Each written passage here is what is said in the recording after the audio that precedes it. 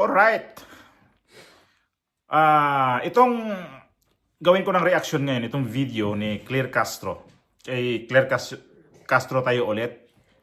Although nung 4 days ago pa to, yung press briefing ng Malacanang noong nakarang araw to. So ito yung bigyan ko ng reaction sa at i-share ko sa inyo kung bakit ito medyo ilang araw na nakalipas kasi ako kasi hindi ako maka-react sa mga dapat ko i-update ba. Yung updated talaga ako mag-react kasi gawa sa may trabaho at mahirap kasi na gagawa ko ng video tapos may trabaho, hindi ko talaga matutukan din ang ganitong haharap ako sa camera na gagawa ng mga reaction. Ang ginawa ko dito ay huli talaga ako karamihan na gagawa ng reaction. Pero ganun pa man, at least meron tayong ma-share ko sa inyo yung aking reaction tungkol sa mga nakaraang mga balita, nakaraang mga issue. So yun ang importante dyan. Hindi na tayo makipagkuntisan sa ibang mga nagre-react din na mga vlogger na ako hindi naman ako vlogger, ulitin ko. Sila kasi pag may nakakita sila ng mga kahit na kalalabas lang ng mga istorya tapos yun pala hindi totoo, alarma kaagad sila at gagawa ng reaction. Ako hindi eh. At ako'y diskarte. Dito naman sa kasi yung gumagawa tayo ng mga reaction. Ano na lang tayo niyan eh, nagdidepende lang tayo sa oras. Kagaya sa akin, isa akong OFW, minsan kasi nagkaroon tayo ng priority sa ating trabaho kasi mahirap naman din tayong i-priority natin itong gagawa tayo ng reaction tapos mamaya bigla tayong tanggalin sa trabaho, di wala tayong trabaho. Dito sa pagre-react naman, nandyan naman yung oras. Kung basta free time lang ako, gagawa ko ng mga reaction na pwede ko magsunod-sunod. Kaya ito yung nauna kong sinabi sa inyo kasi baka sabihin nyo, ang huli naman to si Edgar gagawa ng mga reaction. Ang tagal na pala tong video na to. O may mga matagal na talaga mga video na ginawan ko ng reaction. Pero gusto ko gumawa ng reaction tungkol ho sa mga istorya niyan at tungkol ho sa mga lumalabas na mga istorya nga. So ito yung press briefing ng Malacanang noong nakaraang linggo. Tungkol ho ito dito sa ginamit na si Claire Castro na tinanong sa mga media at dinikdik talaga siya ng mga media at isa pa, 2 media dyan na sumasakit ang ulo talaga nitong si Claire Castro. Itong GMA7, itong si Ivan Mayrina at saka itong si Eden Santos ng Net25 kasi pag yan ang dalawa nagtatanong talagang susundan siya, didikdikin siya. Natural yun kasi nagtatanong nga eh. At ang sakit lang kasi ni Claire Castro talaga pagka tinanong siya, hindi siya preparado, nasabi ko na to eh. Hindi siya preparado sa kanyang mga press briefing. Abogada naman to. Kaya lang, maano mo talaga ang mga tao na sabihan siya na bubo kasi hindi siya preparado. Although kung mayroon ka talagang yan ang trabaho mo, dapat kasi hawak-hawak mo yung mga papel. O kaya sabi niya dito, mayroon siyang tinanong dito sa GMA7 na hindi niya masagot na nandun sa kanyang cellphone daw. E di kunin mo yung cellphone mo muna para maklaro sa mga reporter na ano ba talaga ang issue o ano ba talaga ang punot dulo sa mga tinatanong nila para klaro naman sila. Para pagbato sa kanilang mga network na ibalita, at least meron na silang binabato doon na klarong balita. Hindi yung mga reporter nagtatanong kay Claire Castro, dapat yung balita na ibabato na sa kanilang network para maibalita sa mga tao pero hindi yun maibato ng reporter ng Malacanang kasi ang tinatanungan nila ay hindi alam ang sagot. At isa pa, ang sabi niya ay nandoon daw sa kanyang cellphone. Ito yung video. Dugtungan natin ito na mamaya ng mga reaction. So ito, panoorin at pakinggan nyo yung tanong ni Ivan Mayrina nitong si Claire Castro. Sayang na yung pangalan niyang Claire. Pero hindi naman to Claire kasi na, ganun pa rin katunog eh. Claire dapat maliwanag. Pero yung mga sagot ito hindi maliwanag. Bangag din eh. Tingni ang video. Next question, Ivan Mayrina. Ayan na si Ivan Mayrina ha. Listen! Yusek, patungkol ito sa libreng sakay sa LRT, MRT at LRT 1 and 2, MRT 3. Magkano ho ang gagastusin ng gobyerno para sa libreng sakay ito sa loob ng 4 na araw? Kung di pa ako nagkakamali na ibigay po kanina ni Secretary Vince Dizon ang projected budget ang magagastos po dito for 4 days. From April 30 to May 3. Opo, 4 days. At hindi po ito kukulangin at talagang popondohan po ito. May pondo pong sapat. Ang layo! apat na araw nga. Tama, 30 hanggang May 3. So kanina na ano rin, na bulilyaso din yung pag-iisip ko kanina kasi iniisip ko kasi itong mukha nitong bruha na to na ano, na sumagot to talaga. Wala talagang klaro. Eh kanina binigay na daw kay Vince Dizon yung ano, yung istorya nun. Tinanong sa media, ayaw niya nang, hindi niya masagot. Magkano po? You said, if I may ask? Nasa aking cellphone po, alam ko po na-report na po yata kanina ni Secretary Vince Dizon. Para akong kiniliti dito nito ni Claire Castro. May budget daw pero hindi alam kung magkano ang budget kasi wala din nga, nasa cellphone nga daw niya. Sabi ko nga kanina, diba, cellphone, nasa cellphone. Pakikuha naman yung cellphone, pwede naman yung makisuyo, pakikuha naman yung cellphone ko na nandiyan sa bag eh. Eh saan bang cellphone niya? Naiwan sa bahay nila? Eh paano ang bahay nito? Nasa ano? Nasa norte. Eh, malayo nga naman talaga kukunin niya. Mag-aeroplano pa siguro to. Gaga talaga to si Claire Castro kahit kailan eh. Kailan po Akala, ito po ay nasa aking, naibigay po sa akin kanina Akala ni ko- Secretary Vince Dizon. akala ko mayroon na. Ibigay ko po sa inyo maya-maya. Wala? After ko makita po sa aking cellphone na Sige, ibigay ma'am. po niya yung kanya. Opo. wala talaga. Sandali. Kunyari, kukunin niya sa mga ilalim, pero sa mga file niya, dala-dalang papel. Pero wala talaga, wala. Pero mamaya na lang, bigay ko sa inyo. Eh, sabi ni Evan Miranda, sige ma'am ha. Siyempre, nagtatanong sila eh. Free ride yan eh, ng 4 na araw. Di kailangan talaga, ang GMA na bias din na station, kailangan nila yon nang ibalita sa mga tao. Kasi alam naman si Milchan ko, pag nagbalita to, may mga hawak-hawak pa na papel. Libre ang sakay! O kaya sa Vicky Morales, good news pa sa ating mga kababayan! Ganyan ang GMA eh. Sobrang bias nila. Sobrang proud sila kay Marcos. Eh ngayon, wala silang may report kasi gaga naman itong Claire Castro nandoon sa bag niya ang cellphone niya, dala doon sa preskon. Siguro makulit siguro asawa niya, tawag ng tawag kaya yung cellphone niya iniwan. Gumagawa tayo ng istorya nito, chismuso. May tanong ko na rin po. Na, dagdagan Karaniwan pa. kasi pag halimbawa yan, Labor Day, just on the day itself ang libre. At specific sector lang yung magbe-benefit. For example, kung Labor Day workers, kung Veterans Day mga veterans. Ano kaya naging decision making dito? Bakit siya binigay ng 4 na araw at para sa lahat? Kasi po, kung May 1 lang po ibibigay, karamihan naman po walang pasok. So, Tama hindi yun. naman po nila mararamdaman. Tama yun. Yung benepisyo matatanggap po nila. At sabi nga po ng ating Pangulo, ito po ay pagpabigay pugay na rin po sa ating mga workers. So bigyan po natin kahit konting Tama din yun. katinawahan at para maibsan naman yung konting hirap sa pamamasahe dahil malaki din po itong gastusin para sa mga manggagawa. At ito pong benepisyo ito ay binibigay ilang araw bagong eleksyon at sunod-sunod din po yung mga surveys on approval and trust ratings. Ano po ang masasabi ng Malacanang sa mga maaaring hindi maiwasang magbigay ng mali siya rito sa pagbibigay ng benepisyo nito katabi ng Indonesia. sa mga manggagawa at sa mga commuter? Malaysia. Ang May 1 po kasi International Labor Day po ito. Hindi naman po natin pwedeng ibigay ito sa mga manggagawa sa December. Aba, may halong insulto may halong insulto. Ang May 1 araw na manggagawa ito. Hindi naman to pwede natin ibigay natin sa sa Disyembre. May halo ano to siya eh, pikunin.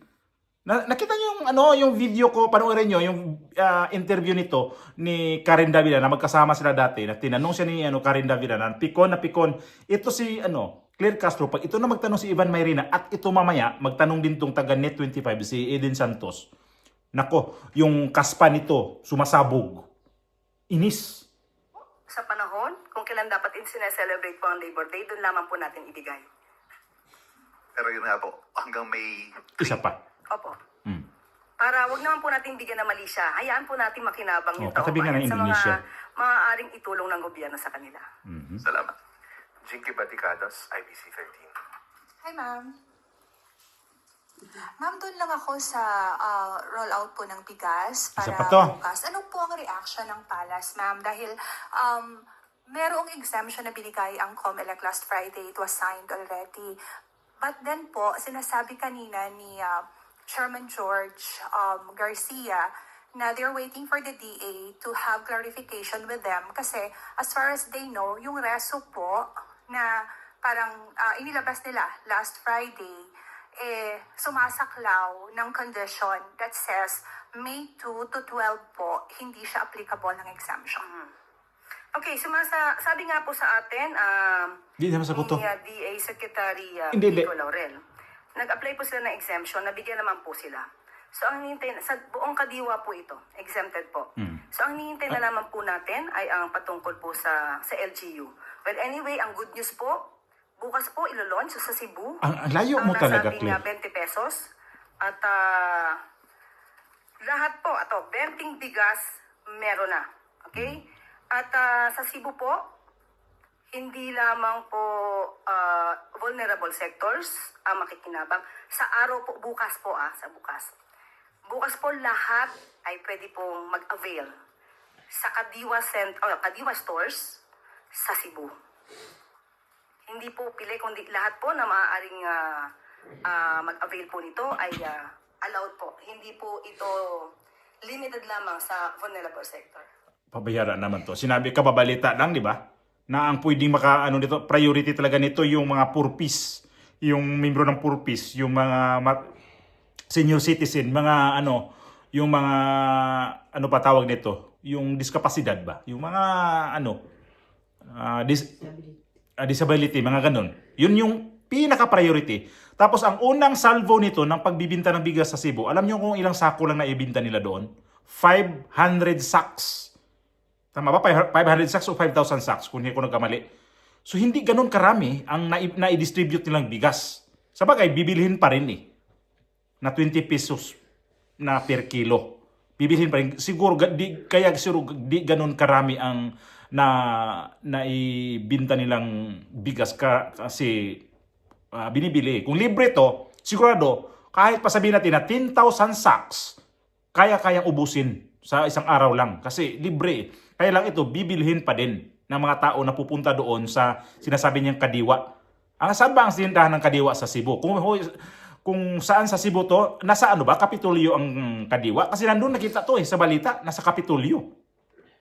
Ito sundan natin to kasi ang sunod nito, si Eden Santos na yata ang magtatanong nito na yun ang pamatay sunog talaga nito si Claire Castro. Ma'am, I do not know how the palace reacts on this because kanina sinabi niya na tomorrow wala pong problema because May 1 pa lang. But May 2 to 12, parang clear nila na baka kung maaari daw ay gawin na lang ang rollout kahit sa buong Pilipinas right after election.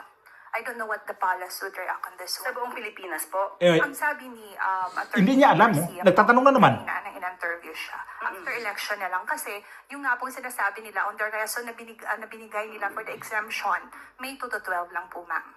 Kung yun po ang magiging panukala at polisiya po ni COMELEC Chair, tayo naman po itutugon. Dalawang bisis na, pangalawang sinasabi niya may resolution ang COMELEC. Ibig sabihin resolution na hindi pwedeng magbinta ng bigas na ganon ang 20 pesos per kilo bago ang eleksyon. So kailangan naglabas ng resolution itong COMELEC na kung pwede ibibenta natin yan pagkatapos ng eleksyon. May 12 ang eleksyon, May 13 doon mag-roll out ulit ang pagbibinta ng bigas. Walang alam si Claire Castro dito sa sinasabi ng reporter na to. Kaya tinanong niya pa ulit yung reporter. Kaya zero na naman siya dito sa kanyang pagtuturo dyan sa mga mali-mali niya. Next question. Eden Santos, Nako. 25. Patay ang kaspa ni Neto na. Eto na. Yes, sir. Good morning po. Sige, Eden. Sabi po ni Vice President Sara Duterte sa isang interview sa kanya na siya ay kasama dun sa ICC list po ng mga may kaso doon kagaya ng kanyang ama. At ito po ay kinumpirma din ni Presidential Sister Senator Amy Marcos. Sabi po ni Senator Amy, yung nakita nila nung una nasa huli yung pangalan ni Bibi Sara, pero ngayon after a few days may report na parang uunahin na siya. Any comment po from the palace at kayo po, ang Malacanang po ba ay hihingin din ang tulong ng Interpol para sila po ay maaresto? Sa kasalukuyan po, ang inyong katanungan ay very hypothetical. So wala po kaming masasabi patungkol po dyan. Ay, insulto na naman. We are not dealing directly with the ICC. Kung meron pong katanungan patungkol po dyan, mas maganda po kung makikipag-usap sila sa ICC. Ayun, no? Wala po Matindi, tayong oh. anumang impormasyon mula sa ICC. Doon ka sa ICC makipagtulong. So, wala pong information na Doon kayo makipagtulungan sa ICC o magtanong doon. Grabe, ito yung klaseng sobrang pang-iinsulto talaga. government kung kasama sina VP Sara, Senator Bongo, Senator Dinidiktik pa rin. Bato Sige. de la Rosa, Hanggat yung mga dating atake ng high blood yan. officials, nakasama po sila doon sa kaso against FPRRD. Kung saan po nakuha ng Vice Presidente ang kanilang mga impormasyon, mas mabuti po sana kung sa kanila kukunin. Dahil sa panahon po ngayon, wala po kami masasabi patungkol po dyan. Ayun na. Thank you. Next question, Jean Mangalus, Philstar. Good morning. Good afternoon. Local officials from Bulacan are urging a deeper probe into the deals of the Villar-owned Prime Water, Ito. which has been accused of poor Prime Water service naman and to. high costs. So how does the palace respond to this call? Unang-una po, sinabi po natin na ang kakulangan sa serbisyo Personal attack, ha? ay walang Pakinggan nyo to. sa administrasyon ni Pangulong Marcos Jr. Ang pangangailangan po ng tao sa malinis na tubig, sapat na supply ng tubig, ay dapat lang po nararapat at hindi pa negosyo lamang, kundi ito ay dapat na kinakalinga ang pangangailangan ng taong bayan. Mag-uutos po ang Pangulo para mag-imbestigahan po ito. Follow up. Considering that one of the administration's bet, Representative Villar, is directly linked to Prime Water, are we still confident in the service that she could provide if she's elected as a senator? Confidence on how she will perform? Well, it depends on how she will perform. If we will have distrust on her, well, we have to give it to her. But he should prove that she could perform as a leader. With this issue regarding Prime Waters, if there's a need for them to resolve the issues raised by the consumers, I think we should immediately make an immediate action on that. Sinabay niyang hypothetical question. Tapos yung kay Ivan Mayrina, hindi niya masagot kasi nasa cellphone ang kanyang details. Wala ba siyang hard copy para makita niya talagang detalye doon sa budget ng MRT, LRT, magkano ho ang gagastusin sa loob ng 4 na araw para sa libreng sakay? Wala siyang hard copy noon para pag may magtanong po, titingnan na lang niya. Kaysa naman sabihin niya na sa cellphone, ano yun? Palusot na lang talaga niya. Kasi pag kung mapanood niyo ang itong mga ganyang press briefing sa Malacanang talaga, gustong-gusto ko talaga magtanong itong dalawang reporter na to, si Ivan Mayrina at saka itong si Eden Santos. Lalo to si Eden Santos kasi di talaga yan siya baka mali yung baka dito ang itanong ko nito baka sakali kasi lahat ng tanong niya karamihan ang tanong ng Eden Santos na yan pag sinagot ni Claire Castro pabalagbag talaga.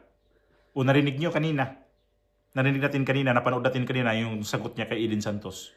Kung gusto niyo, di doon kayo magtanong sa ICC. Kung gusto na Vice Presidente, doon siya magtanong. Parang napaka niya, abogada siya, professional siya. Tapos ang kaharap niya yan, mga media. Sabagay, ang ibang media dyan, mga bias. Pero, pinapairal mo kung ugali talagang vlogger ka. Kasi, ito si Claire Castro, nagba-vlog kasi to. At ang karamihan ng topic nito sa kanyang vlog, Duterte. Karamihan talaga. Siguro mabilang mo lang ang kanyang mga vlog. Noon, 5 years ago nakikita ko yung mga upload niya. Hindi ganun ang kanyang mga ina-upload na tungkol ho sa mga Duterte. Ang ina-upload niya na mga dati iba-iba Random lang yung mga niya. Yung may mga kaso-kaso, yun ang niya. Pero nung bandang huli lang, tungkol na ho sa mga Duterte. Talagang bawat vlog niya, kung hindi tinitirahin niya si dating Pangulong Duterte, tirahin niya si VP Sara. Kung hindi si VP Sara, pamilya talaga ni ng mga Duterte ang kanya tinitira. Itong huli lang si ano nakita ko niyang vlog na huli lang ang bandang huli na kanyang topic sa kanyang vlog, si Pulong. Itong kaso ni Pulong Duterte sa sa Davao. Yun yung ano niya. Pero grabe ha, talagang attacking siya sa mga Duterte. Sabi ko, kaya pala, na hindi mo talaga yung estilo mo, pag nandyan ka sa press briefing, hindi mo talaga mawawala yung ugali mo na nandun ka sa pagbablog mo. Kasi nadadala mo sa trabaho mo. Ang pangit yung trabaho mo, iba yan. Kaysa personal mo na pagbablog. Gaya ko. Trabaho ko, mayroon akong trabaho talaga na as in, ginagawa ko routine dito sa aking amo. Kung ano yan. So, di ko pwede dalhin to pagbablog doon sa labas na gumagawa ako na ganito. Alam niyo yon? Isa kasi, galing siya siguro sa press briefing, pagkalaunan, nandun na naman siya sa kanyang pagbablog. Kaya ang kanyang topic lagi dito mga Duterte. Kaya pagkasabihin siya na atakdog siya ng Malacanang, ayaw niyang tawagin siyang atakdog. Kasi sumasagot lang daw siya sa mga tanong o kaya mga issue sa paligid. Pero hindi Iba yun Ito siya si Claire Castro, Trillanes, Leila de Lima, Franz Castro pa. Basta yan ang mga yan. Ang puhunan talaga nila, mga Duterte yan. Kagaya nito. Mga Duterte talaga sila na gawin ng punan para doon sila kukuha ng puntos sa kanilang pagkatao. Parang feeling ba nila pagka kalaban nila ang mga Duterte, pagka may nangyayari sa mga Duterte, pag may nangyayari sa mga Duterte, parang feeling nila doon, isa sila na nakasira doon. Ako, di ko naman sinasabi na lahat na lang i-vlog ko is pabor ako sa mga Duterte. Nakikita nyo naman yan kung ano talaga yung ano ko. Kahit sino ang binavlog ko dito, tinatapik ko sa aking pavlog. Kahit sino. Hindi ako nag-focus lang sa mga dito sa kay Marcos. Si Marcos nga, mayroon akong vlog dyan na kung ano talagang okay kay Marcos na ginawa niya. Binavlog ko rin naman. Hindi ko naman talaga rin na solid talaga ako na kritiko nitong Pangulo na to. Pero isang beses lang din yon na na-vlog ko sa kanya yung ginawa niya, yung pumirma sa mga pag-improve sa mga sandatahang gamit sa Pilipinas. Yun. Kung makikita nyo yan sa aking mga vlog, nandun yun. Isang beses lang. Kasi nagustuhan ko yun ginawa niya. Pero the rest noon wala na. Hindi ko na gusto talaga. Lalo itong bandang huli na nakikita ko sa kanya na mukhang sabog-sabog na talaga yung utak niya. Hindi na talaga maganda. Hanggang kahapon lang, hanggang kanina nakita ko yung mga niya. So hindi ko naman nito araw-araw talaga na puro ako Marcos, puro ako ganito. Hindi. Kung sino lang yung talaga yung nakikita ko na parang hindi ko nagustuhan, yun yung itatapik ko sa aking pagbablog. Napansin niyo naman sa aking pagbablog. Kung sino ho yung mga involved ho dyan. Ulitin ko, hindi ako vlogger. At pasensya na kayo na nagre-react ako, dito ako kumukuha ng mga video sa isa kong cellphone. Kasi karamihan kasi pag i-upload ko kaya isabay ko talaga sa aking pag-edit. Hindi kasi ko makagawa, di ko mapara yon, hindi ko matigil yung paggagawa natin reaction. Kaya dito ako gumagawa sa isa ng cellphone. Kasi pwede kong i-mute muna, stop, tapos i-play naman, stop. Ganun kaya dito ako gumagawa ng Kaya yun ang estilo ko sa itong bandang huli na dito ako nagre-react sa isa kong gadget para ma-stop, tapos i-play naman natin yung video. Kaya masundan natin ang kanilang mga sinasabi. Kasi yung iba kasi dito, lalo yung iba dyan na ayaw sa aking mga vlog, galit yan. Mag-ano ka na lang, ganito, ang daming mga sinasabi yan. So di ko na pinapansin yan sila. Sabi, kung ayaw nyo sa aking pagbablog, free kayo na kung saan kayo manood. Kasi ako dito talaga, more on ako Duterte na mga topic ko dito. So kung ayaw nyo, kung ma-stress kayo sa mga sasabihin ko, mas mainam pa siguro na umalis na lang. O kaya, pakinggan nyo, kung hindi tama, umalis na lang kayo. Di yung makipag-away kayo sa akin. Ano ba makukuha ko rin sa inyo? At ano rin na makukuha nyo sa akin? Na opinion ko lang naman ho ito. Kung mayroon kayo, di umalis na lang kayo. Di naman ako dito dito kayo manood sa aking Di na nga ako nagsabi niya na subscribe nyo ako. kung magustuhan nyo yung mga sinasabi ko, di maraming salamat sa inyong pagsama sa akin, pag-follow sa akin o pag-subscribe. Kasi nagustuhan nyo ang aking mga opinion o anuman, maraming salamat dyan na naintindihan nyo ang aking ginagawa dito. So, kung ayaw nyo, ang dami dyan na nagva-vlog na magustuhan nyo, sigurado kasi sila mga professional. Ako naman hindi nga eh. Opinion ko lang ho ito. Kung ano ang nangyari sa ating paligid ngayon sa Pilipinas. Lalo na lahat tayo dito, involved tayo dito.